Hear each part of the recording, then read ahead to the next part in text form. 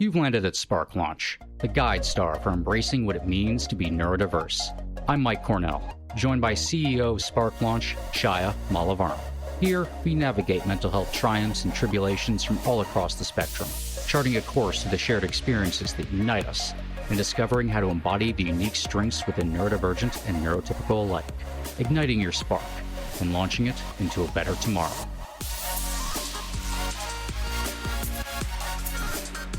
Hello there, I'm Mike. I'm Chaya. And today I really am excited to welcome on the show J.D. Parker, a New York Times and international best-selling author known for his gripping suspense thrillers that often blend elements of horror, crime, mystery, science fiction, and the supernatural, crediting being on the autism spectrum as an aid in constructing plot and weaving complex structures together. In addition to his solo projects, J.D. has collaborated with notable authors like Bram Stoker's family on the prequel to Dracula and James Patterson on various projects. His ability to weave together different genres and create captivating stories has earned him a loyal readership and critical acclaim. Welcome, J.D. Hey, thanks for having me. I appreciate it. Welcome, JD. We are truly honored that you are on our podcast. We can't believe it. So thank you so much. I just want to start off asking, how did you find your path of being an author, and why crime, why horror, suspense? So please share your journey, how you got here. Wow. So that's one of those questions. I'm like an overnight success that took about 30 years to actually play out. So I've been reading my entire life. We grew up without a TV in the house, and my parents were taking us to the library from like my earliest memories. Started reading when I was 3. And like by the time I got into kindergarten, I'd read all the Hardy Boys and Nancy Drew mysteries and moved on to like Charles Dickens and stuff like that. I had a sister who was 15 months younger than me, and I used to write stories and I would staple the pages together, and I created my own little library in my room, and she would check out the stories. I would charge her late fees. So like this has been going on for a really, really long time. And my parents, like they always encouraged the writing aspect of my life, but they kind of drilled home the fact that it's a hobby. It's something you do for fun. You can't make a living as an author. You have to get a real job when you grow up. And, they hammered that point home as I got older. So I finished up high school. I got into college. Ultimately, I got a degree in finance, another one in business. I got halfway through a psychology degree, and I ended up working in the corporate world. But, like writing was always that thing that would ground me, so like I would come home from a day of work and I would, sit at my desk and I would work on stories to kind of center myself. It was, more or less a hobby. During that time, like I guess I got to backtrack just a little bit. When I was in college, I worked for RCA Records, division of BMG. And I was basically a glorified babysitter. So they would have artists come into town and I'd have to pick them up at the airport and get them to their concert, get them to the radio station, get them to their hotels, and then get them back on their airplanes when it was time for them to leave. So while I was going through college, I realized college is expensive. I've got some very famous people in the car with me, and I started to interview those people and sell those interviews to places like Teen Beat and 17 Magazine, People Magazine, stuff like that. I could interview a celebrity and kind of hash it up into 4 or 5 different publications and get a little bit of a paycheck. And when you do that, when you work in newspapers and magazines, you quickly realize everybody you're working with has a novel in some stage of development in a desk drawer somewhere. It's usually about 400,000 words long. They've been working on it for 10 years. In their mind, they're almost done, but it needs just a little bit of work. I was very good with grammar and punctuation and developmental stuff. So a lot of those people started handing those books off to me, and I would go through them and I would give them my suggestions to fix it. And that basically turned into a side hustle that I did for almost 2 decades, working as a book doctor and a ghostwriter. Initially, I just started doing that for friends and people that I worked with, and then agents got wind of my ability to do that. Editors at publishers got a hold of me. And, I basically did that at night. So like my writing, kind of kept me sane while I was working 60 to 80 hours a week in finance. And over that time, I had 6 different books that hit the New York Times bestseller list, all with other people's names on the cover that I had written, which gets very old after a while.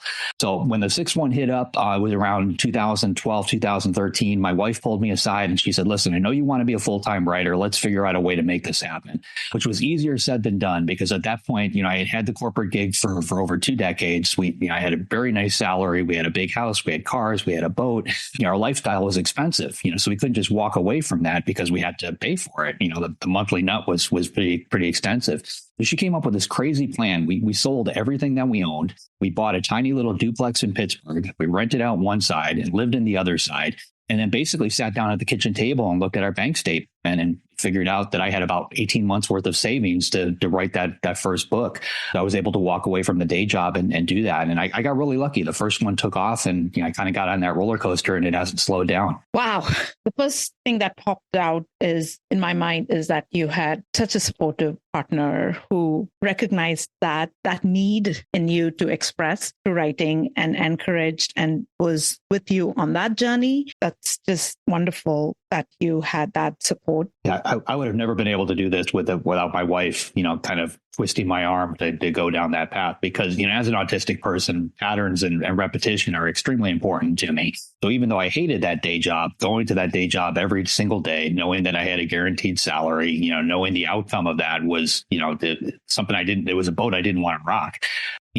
But she pulled me out of that comfort zone and forced me to have to make that change. And I know I wouldn't have done that without her, because, I hadn't done it in the past. I could have pulled the trigger on this at any time over, literally 43 years, but I was 43 when she talked me into it. And it took that push in order to make it happen. Yeah, that's why safety people are so important, I think, when it comes to neurodivergent community. Just having somebody there to be able to kind of push you along a little bit, because of those need for, routines and kind of sameness. And I felt the same way whenever I kind of made a career change a few years ago, and, having to kind of go to people that I trusted, okay, I really need you to break this down for me, because I'm giving up what makes sense in my head to be able to do this. And especially when you're kind of are excelling at what you were doing at the time. And I want to talk a little bit about ghostwriting and book doctoring. What brought you to kind of your own understanding of your neurodivergence in regards to how it applies to directly to your writing and how you craft plot, and how that kind of applied to the ghostwriting job and sort of breaking down other people's plots and improving them? Well, that was something that kind of came into play later. So, as an autistic person, if I'm in a social situation, a lot of times I find myself mimicking what I see the people around me do, which I guess we all do it on some level.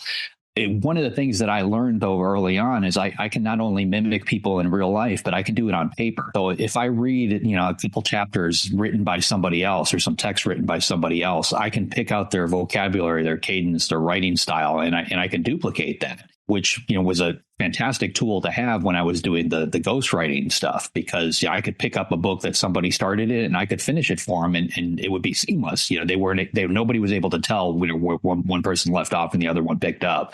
When I wrote memoirs, which I did quite a bit of as a ghostwriter for politicians, for sports figures, a lot of times I would sit down with them. I would interview them over the course of several days and, get some conversations on tape. Once I had that, I would transcribe them. This was in the days before AI, so I had to listen to it and physically type it out. But by the time I got through that process, their voice was in my head. So I could continue writing that story as them, which was a skill set. I wasn't diagnosed with any type of autism until 22. So I didn't realize that any of these things were actually stemming from that. It was just things that I kind of stumbled into that I was able to do. And I doubled down on them, and they kind of gave me that career pivot. I didn't realize that it was something that I just assumed everybody could do it. It wasn't something unique to me. And once I started talking to people about this, I realized, no, not everybody can do this. It's something that, I've got this weird skill set where I'm able to take something, from what some people would see as a negative and basically turn it into a positive. You recognize your gifts and you did more of it. Yeah, well, we call them superpowers. So when I was diagnosed, let me backtrack a little bit. So I was working in finance. I was a chief compliance officer at a brokerage firm, which is as horrible as it sounds. I was basically it's kind of like being internal affairs at a police department. You have to monitor everything that's happening, every transaction that flows through the brokerage firm. I had to compare that to rules and regulations from the SEC, from FINRA, all these regulatory bodies. I was fantastic at that portion of the job because it was dealing with data. I could always work with data, but where the problems came up is if I found a trade that was a particular issue, I had to step out of my office and actually talk to somebody, and communicating those problems to somebody else is where I really dropped the ball. And my boss basically, to his credit, he recognized that I was very good at my job, but I, was seriously lacking with people skills. He thought that maybe I needed anger management classes. He wasn't quite sure what the issue was, but that's kind of what he honed in on. So he sent me to a therapist specifically for that. And we got about 20 minutes into our conversation, and she stopped and she said, "Hey, have you ever been tested for autism?" And, again, I didn't really know what that was at the time. And she said, "Well, I've noticed through our whole conversation, you haven't made eye contact with me. You're constantly rubbing your thumb and your forefinger together, basically coinciding with whenever you're thinking. You're making that particular motion." But she started pointing out all these things that I was doing. and told me that they were traits of an autistic person. So ultimately, she got me tested and landed on a diagnosis of Asperger's syndrome, which, in today's world, you're just on the spectrum. They don't really label it. But once we did that, we sat down and we made a list. Here are all the things that, have been a problem for me my entire life, attributed to this. And then we made another list of all the, the positive aspects of it, because it did afford me a lot of things that other people couldn't do. I was very good at computer code, writing computer stuff, very good with music, and anything with a pattern behind it, I could recognize it. And in my mind, books have a pattern too. Like I grew up reading, like I see that structure in my head. And it's funny because I've never had any formal training, but if you take any one of my books and you drop them into like a 3-act structure, they always fit. But it's because I that roadmap is ingrained in my brain. I write to a certain point. I know that a twist has to happen here. I know the climax needs to start here. I know we need, like everything makes sense. And if I write beyond that, it's almost like taking a wrong turn on the highway. Like I mentally feel like I have to back up and go back and, get back on the right street. So like all of that is there because it's patterns, but again, at the time, I, didn't know that I was autistic. I didn't know where this stuff was coming from. So once you recognized that you were autistic, you made a list of all your strengths, your superpowers, and your weakness, and you started doing more of your strength. And that's what I feel we should all do, because if we start doing more of our weaknesses, we're not going to get there. And I mean, we have one life, right? I'm going to maximize this life just doing more of my strengths. And it's just beautiful what happens when you start offering that to the world. Yeah, one of the things that she had pointed out is that if, I could either hide from these things that I saw as problems, or I could try to rectify them. And what I found is that the more often I did something, as uncomfortable as it might be, like putting myself in a social situation, the more often I did it, the easier it got. So I, even in today's world, it's been 30 years since I got that diagnosis. I still force myself to do things that are outside my comfort zone.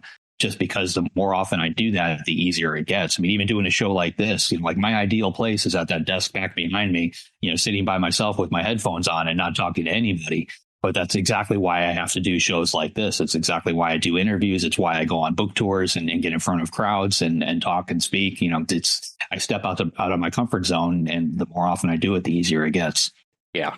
Doing this podcast is always hard for me, no matter how many times I've done it. But I'm glad I do it for the reasons you described. Thinking about writing styles and issues with like socialization, I think it's always interesting that writers who are neurodivergent are always very adept at writing either dialogue or conversations or like doing that kind of like social character work. And I think a lot of it, at least from my opinion, might have to do with the fact because we are able to pick up on a lot of uncommunicated social cues in basic conversations, we actually kind of have a deeper understanding sometimes of how people communicate, even if we struggle with it ourselves. I was wondering how that often applies to your work. Well, I think a lot of it stems from the memoirs that I used to write. I had mentioned I would sit down with an individual and I would interview them for days at a time. So I'd get 8 to 10, 15 hours worth of tape of actual conversations. And then I would take those tapes and I would sit down at my desk with my headphones on and I would transcribe it.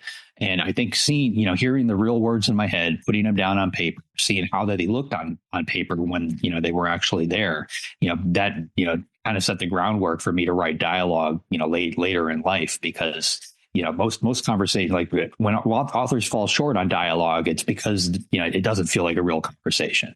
People speak, if they're excited, they speak in clipped sentences. They may leave words out. They communicate half a thought. There's a lot of ums in there sometimes if somebody talks. There's, all those little things, you can work them into a writing style. And I think I did that, so much as working on memoirs that it got ingrained in my head. I'm also a big fan of Thomas Harris, who wrote the Silence of the Lamb books. He's one of those guys, like if, I've studied him as an author. If you go through and you look at just his dialogue, you can take any sentence, exactly who is saying it. You don't need all the words surrounding it. Just like from the dialogue itself, you can tell who it was. And that's important because a lot of authors, when they write, their characters come across as very flat, because it's basically them. It's one person communicating their thoughts. So it's one person having a conversation with that same person, So you have to somehow get beyond that. And when I write, it's a very weird scenario. So I basically create my characters to the point where they're real people to me. I know every aspect of them. Like I've got a serial killer series set in Chicago, and the lead detective is a guy named Sam Porter. I could take Sam and I could drop him at the entrance of Disney World, and I could tell you what ride he's going to go on first. I could tell you what he's going to eat for lunch. I tell you what his favorite song was in high school. Like none of these things will ever make it into a book, but those are the things that make him real to me. So when I get characters to that point, develop to the point where they're real, I can take them and I can drop them in a scenario.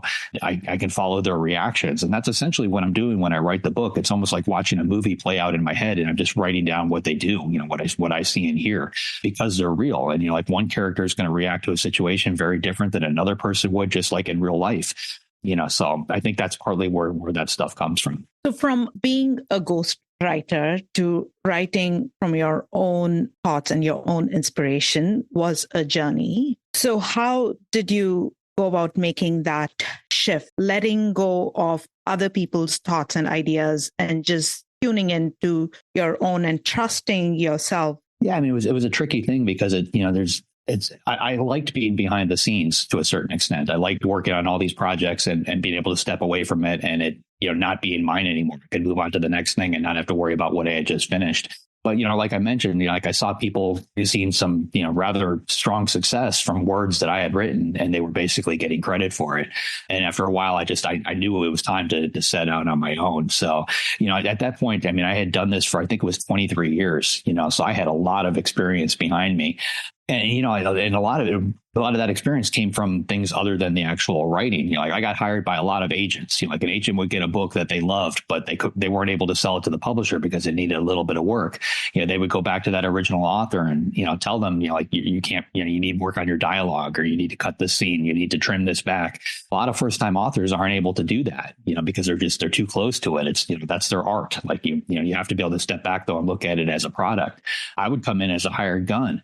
So when I had those conversations, a lot of times, I had zero problem making those changes. As an author in today's world, like if I have a publisher that wants to communicate a problem in one of my books, even today, they will call me up and they will tell me 2 or 3 things about the book that they absolutely love. Then they give me that one thing that they actually want me to fix. And then they finish up the phone call with another 2 or 3 things that they love. They kind of sandwich the problem in between all that stuff. But when you come in as a hired gun where they're paying you to actually fix it, they don't sugarcoat anything. Like they would tell me everything that this person was doing. And after hearing that for so many years, I really got a strong handle on what the folks in New York really wanted to see in a best-selling book. So, I felt totally confident when I sat down to write that first one on my own. I knew I wouldn't have any trouble selling it. Very cool. So how do you find your inspiration today? Do you get a lot of thoughts and ideas and then something happens where you say, I'm ready to write now? It comes from a lot of different places. So I've got a note-taking app on my phone where I basically throw every idea in there. I'll give you an example. I had a book last May that came out called Behind a Closed Door. The husband and wife, the 2 main characters of the story, their names are Brendan and Abby Hollander. I had them in mind for the longest time as characters that I wanted to write. It's a husband and wife. They've been married for about 10 years. They still love each other, but they both work full-time jobs. So they see each other first thing in the morning. They see each other again at night. They watch Netflix for a couple minutes. They pass out and basically start their whole day over again. So they've drifted apart over these years. So I knew I wanted to have them as characters. I knew at some point Brendan is going to have something that's going to kind of be a little bit of a slip. I didn't want him to cheat on Abby, but I wanted him to come very close. And essentially the 2 of them had to have a, come to Jesus kind of moment where they had to decide, do we want to save this thing or do we want to, move on? So like I had that idea for the longest time, but I wasn't sure what to do with it. Then one night, my wife and I, we were sitting around at dinner discussing a house that she just bought. She does a lot of real estate, and she bought this big house in Georgia. It had 7 bathrooms in it and it needed to be renovated. Just casually discussing it, I mentioned a company called Bath Fitters. We just talked about it. That was it. But like that night on our phones, we both started seeing ads for bath fitters pop up in our social media feeds. We saw commercials on television for bath fitters. So I started researching this and realized that in the terms of service for our telephones, we give them permission to listen to literally everything that's going on around us. So right now, my phone is sitting next to me. It's listening to this whole conversation. It's grabbing keywords and it's putting that into a database, and they're going to use that later to try and target me for advertising. So I started thinking about like, what happens if that data, that ability falls into the wrong hands? So I paired that up with Brendan and Abby. So at the start of this book, they're sitting in a therapist office. Brendan just had this moment where he almost cheated, but he didn't.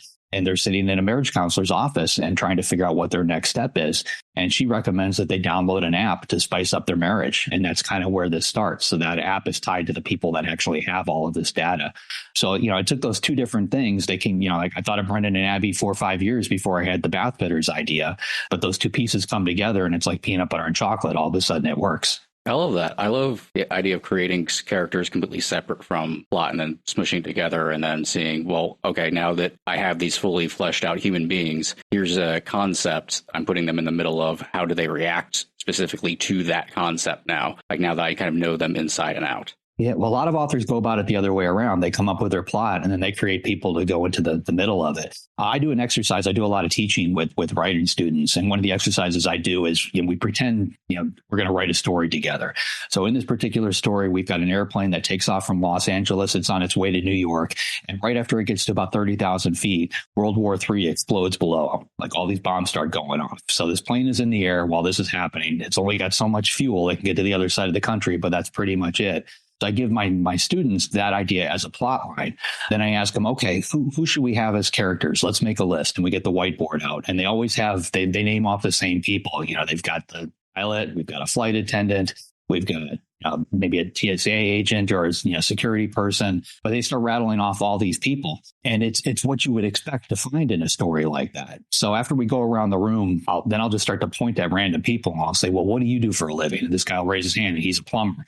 This woman is a housewife. This woman is a computer programmer. Those are the names that I actually write down on the whiteboard and they become our characters. Because now all of a sudden we've got a real mix of, humanity in that story. And a plumber is going to react to a situation very differently than a flight attendant would or whatever, the expected people. And that's what makes the story fun. So I do that kind of thing all the time. Yeah, I think when you're open, right? And that's when creativity happens, when you allow messages to come to you. Our conversation, for instance, today, our podcast will lead us to many thoughts. And, sometimes those thoughts are garbage, but sometimes they actually turn into something meaningful. So I think to create, we should have an open mind to begin with. Yeah, you have to. I mean, if you get stuck when you're writing a story, like a lot of times just staring at a blank screen isn't going to get it done. Like I go for a run every day. I live on an island in New England and I go for a lap around the island. It's 4 miles, 4.25 miles. And a lot of times my ideas will come to me then. I solve problems when I'm not actually trying to solve the problem. I could be doing dishes and that's when the answer comes to me. Yeah. So you have to trust your subconscious.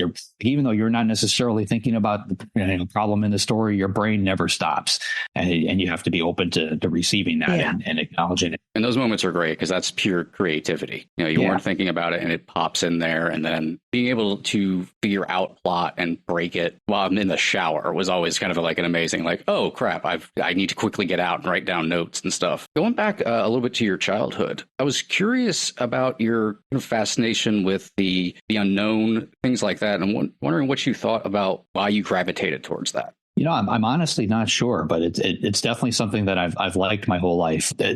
We lived in a giant house in the middle of a forest in Illinois, in Crystal Lake, Illinois, which had nothing to do with the Friday the 13th movies for anybody who remembers those.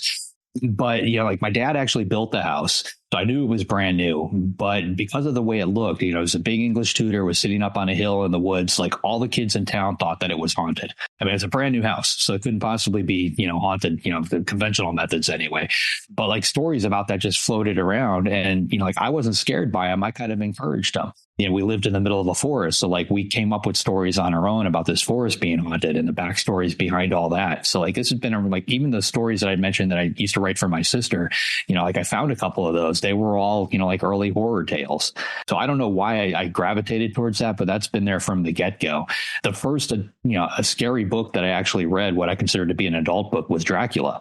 My mom owned an antique store, and she used to go to a lot of garage sales and yard sales. And I remember going to one with her once, and there was a box of books there. I saw Dracula sitting on the top of this, the box. It was 25 cents. It was a tattered paperback.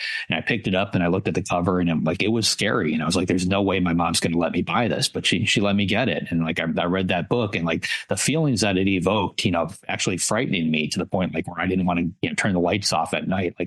I thrived on that. So then later in life, I discovered Stephen King, Clive Barker, some of these other guys. And, that's always been my go-to. It's been my favorite. Personally, though, as an author, I've been told by my publishers, my thrillers far outsell the scary stuff that I write, almost 10 to 1. So I bounce back and forth. I'll write a horror novel, I'll write a thriller novel, then another horror novel, just because I enjoy it. I want that in my life. Kind of adjacent anyway. I always find kind of come from a similar place. Yeah, if you, I think you were reading earlier from my Wikipedia page when you introduced me, and like my common thread in all my stories is suspense. And it's right at the top of the Wikipedia page. It says he writes suspense novels, which may include elements of sci-fi, this, horror, this, that. As long as suspense is there, the readers seem to come along. That the common thread needs to be there. I don't think I could jump from like romance to thrillers or back and forth unless I included a suspense element in it. Yeah. Do you feel that early reading of Dracula influenced your kind of style of writing at all? I think it did to, I like the fact that it could evoke emotions. At the time, I didn't pick up on like how it was written. It was written in an epistolary format. So the entire book is basically letters and things like that, which I picked up on later. It's one of those books that I've reread over and over, probably every 5-10 years. I pick it up and read it again. And I notice something different about it, or it takes on a different meaning to me. Yeah. So like there's always been that. Getting to work on that project was incredible. I had access to all of Bram Stoker's notes and everything that he had on his desk when he wrote the original Dracula, which was incredibly fun. So it gave me a totally different level of insight into that sort of thing. But even back, like I mentioned, I used to read Charles Dickens. Like he was probably and probably still is my favorite author. But it's the scary stuff, that I liked from him. And he hasn't written like an actual scary book, but he's got scary moments in those books. And those are the moments that I remember. I remember when I read Fourth Monkey, I thought this evokes for me a very similar style to Stoker's style. I kind of get where this sort of almost led to Dracul in a lot of ways. When you were doing Dracul, the kind of jumping around from that first person perspective, did it make you feel easier to write, or do you prefer more of the omnipotent style? I've always had trouble sticking with one character through the entire book. I wrote a book called She Has a Broken Thing Where Her Heart Should Be. It's like almost 1,000 pages long. It's the longest book I've ever written. And my intent when I was writing that was I'm going to stick with this main character through the entire story. And I think I got maybe 3 chapters in where I felt like I needed to put another point of view in there. When I'm writing, it helps me to kind of get past certain hurdles. So if I get stuck writing with one particular character, I can jump into another character's head and write their storyline for a little bit, until I figure out what I'm doing with the first one, and then I can bounce back again. So it helps me do that. There's a lot of things from a storytelling standpoint. If you're in one person's head the entire time, you just can't get away with, because you have to basically stick with that character. So it limits you in a lot of ways. Personally, I like bouncing around. It's a very tricky thing to do because you don't want to lose the reader. You don't want to confuse them. But I think I'm able to keep the voices different enough where they follow along and everybody seems to enjoy it. Yeah, it's really something amazing to read. As far as like being neurodivergent, obviously you're able to like really focus in on when it comes to writing work. Do you ever have difficulties where you find yourself over focusing and everything else starts to fall away, or even have moments where the focus starts to wane? I've been very careful to not fall into that, because I could lock myself in my office and probably work, 24/7 on books and not talk to anybody. And I would be perfectly happy doing that. So I again, like I mentioned, I do a lot of things that I find uncomfortable. I challenge myself and I push it, outside the envelope. So for me personally, like my quitting bell rings at 3:00 from the business side. I leave my office, I get out, I go for that run around the island that I mentioned. Then I spend the rest of the night with my daughter and my wife and just enjoy family time. And I think by forcing myself to do that, it helps alleviate some of those things. Because I could see myself, like even if they go like on vacation and I stay home, like every once in a while we do that because of business I can't travel with or whatever. I see myself falling into that pattern where I could just stay in my office and talk to absolutely nobody and be okay with that. But I don't want to be that guy. So I force myself to not do that. You mentioned AI a little earlier in our conversation. So I was wondering, as a creative, what are your thoughts on AI taking over creativity and taking away creative jobs? Well, at this point, it's not able to do that. I've studied it very closely. I've used ChatGPT. The one that is my personal favorite right now is called Claude. But, what I find is talking to them. I think of them sort of as individuals. But using one of them, talking to one of them, whatever, however you want to look at it, you're basically talking to an encyclopedia. You're talking to something that's been taught, it's memorized data, information, but it's not capable of an original thought. It can only regurgitate what it's already heard. I think if it gets to the point where it can have an original thought, I think some of these, creative type jobs might be in trouble. I've got author friends that try to use it for brainstorming. I've tried to do that. And to me, it doesn't give me anything original. For an AI, 1 + 1 always equals 2. When you're writing a thriller, 1 + 1 needs to equal 3. Like you have to come up with something unique and different. Like you had mentioned, I write books with James Patterson. I think we've done 5 together now. So when we get on the phone and we brainstorm an idea, he will come up with some stuff that is crazy out of left field that, even I wouldn't have come up with. And like, I'm never going to get that out of an AI, or at least not in today's world. And that's, the level that the AI would need to be at to be useful. Now, it is good for other things. I've taken an entire book and dropped it in there and said, give me an outline of this. And it can spit out an outline in 10 seconds. That's a huge time saver. When I need to write the copy for the back of a book, a lot of times I'll start with AI. I'll feed it the book and have it, give me 200 words describing the book, and it gives me a good starting off point that I can edit, turn into something. So it's a useful tool when it comes to certain things like that. It's great at coming up with copy for like Facebook ads and Amazon ads and those types of things. But, as far as replacing authors, I don't see that happening anytime soon. What sells my books is my voice, my writer voice. That's not something AI is going to be able to duplicate. I had a conversation, I guess, about a month ago where somebody was saying, well, if we fed it every Stephen King book, it could write like Stephen King. And the truth is that's not true. Like if you wanted an AI to write like Stephen King, you would have to feed it every experience that Stephen King ever had, from the moment he was born to the present. And, then you might have a shot at getting something similar, but like you're not going to get it just out of the books that he's written.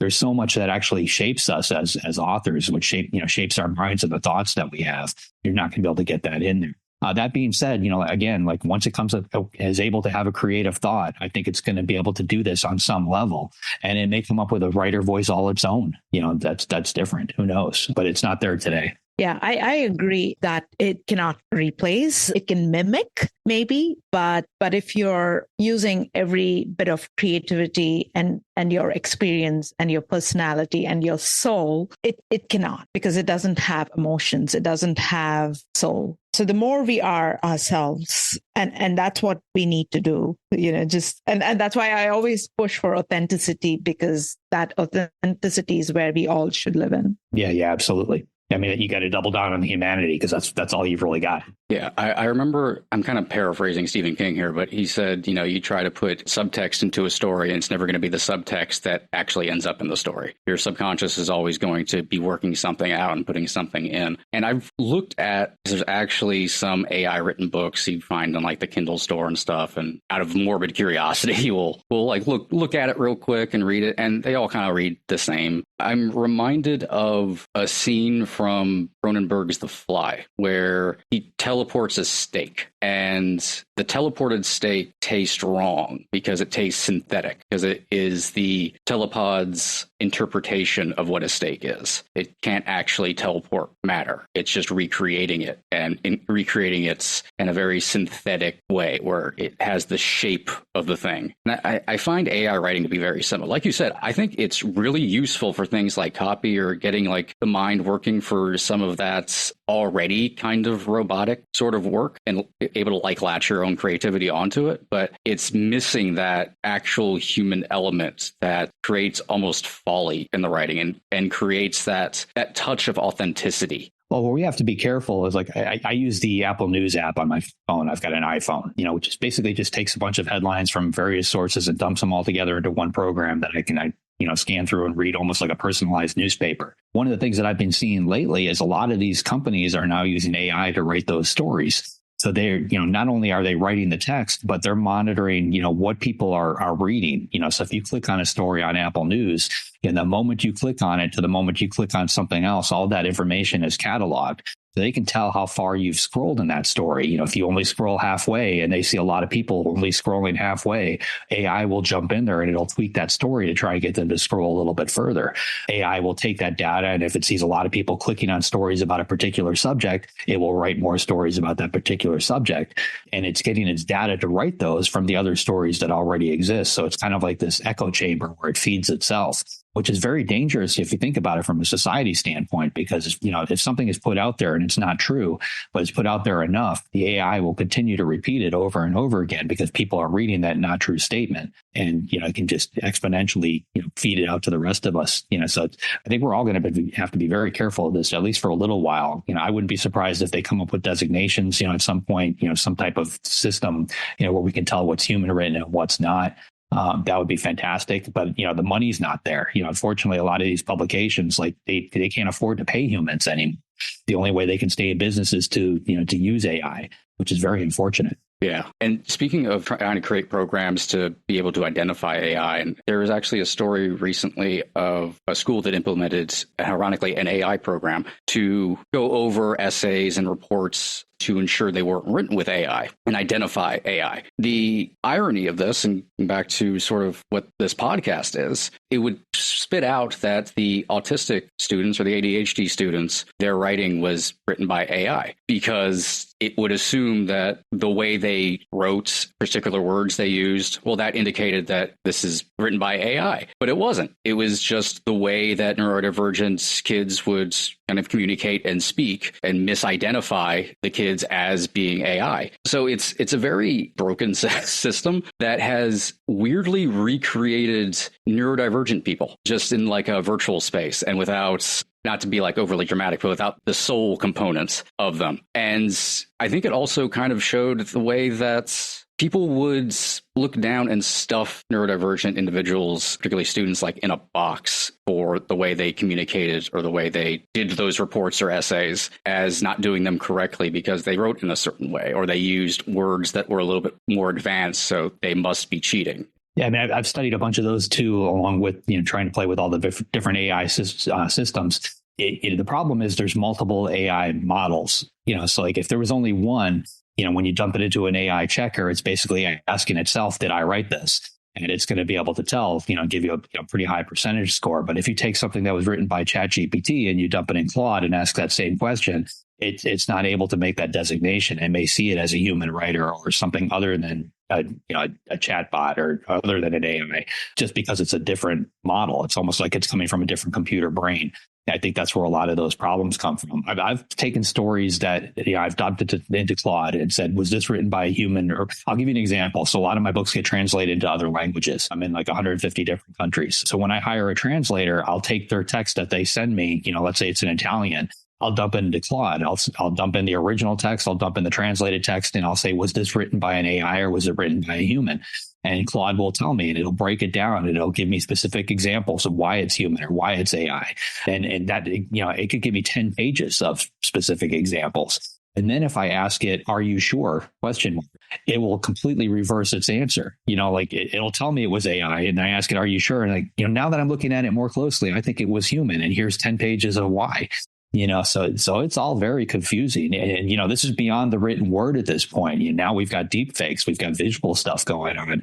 I was on TikTok last night and there was a filter that allowed me to turn myself into Elvis, like in live video. It literally just popped Elvis's face on mine, and every movement I did was mimicked, but as Elvis. That's scary because, sometime very soon, literally now, we're not going to be able to tell what's real and what's fake anymore.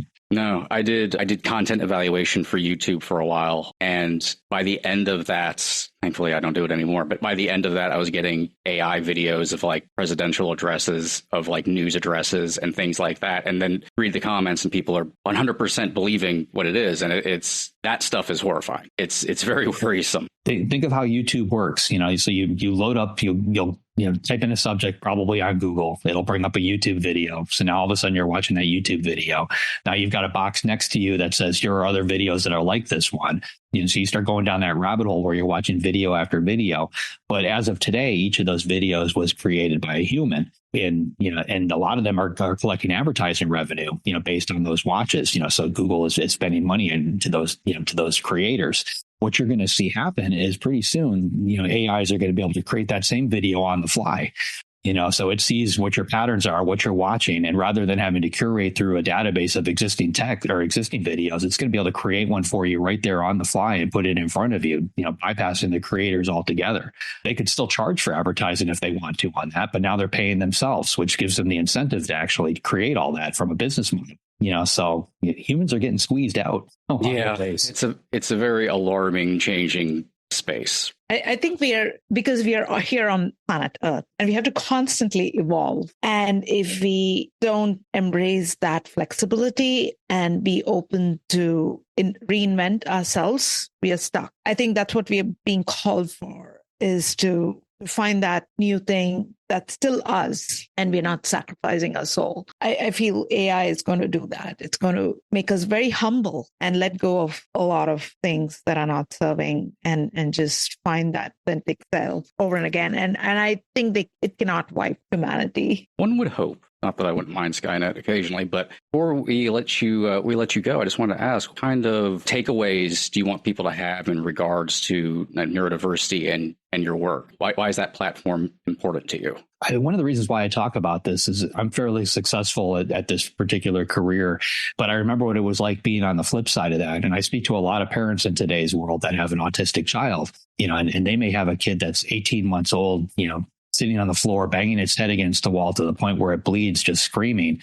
And they're trying to, they're asking each other, like, how are we going to get through the next 18 years of this? And like, that was me as a kid, so that there is a light at the end of that tunnel. I mean, for me, like, I got lucky. I found, writing. I found my superpower. I found that one thing that, kind of drew me outside of that closed little bubble that I was in, and allowed me to interact with other people. So when I talk to parents of autistic children, a lot of times I help them identify what that one thing is in their own child. And sometimes it escapes them.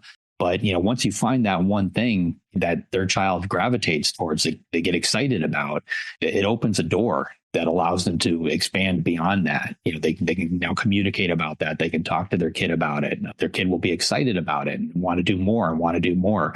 And I think by opening that door, it helps alleviate some of these problems. So personally, I get out there and I just try to talk about this as much as possible. It's, something that I didn't have when I was younger that, I'm thrilled that we actually have in the world today. And thank you for doing that and wanting to do that, and all the work that you do using your platform for those reasons. So before we let you go, what do you have coming out soon that you'd like to promote, talk about? I've got a bunch of books. So the one behind me, it's called We Don't Talk About Emma. That one comes out in February. Got a new one with James Patterson coming out in March called The Writer.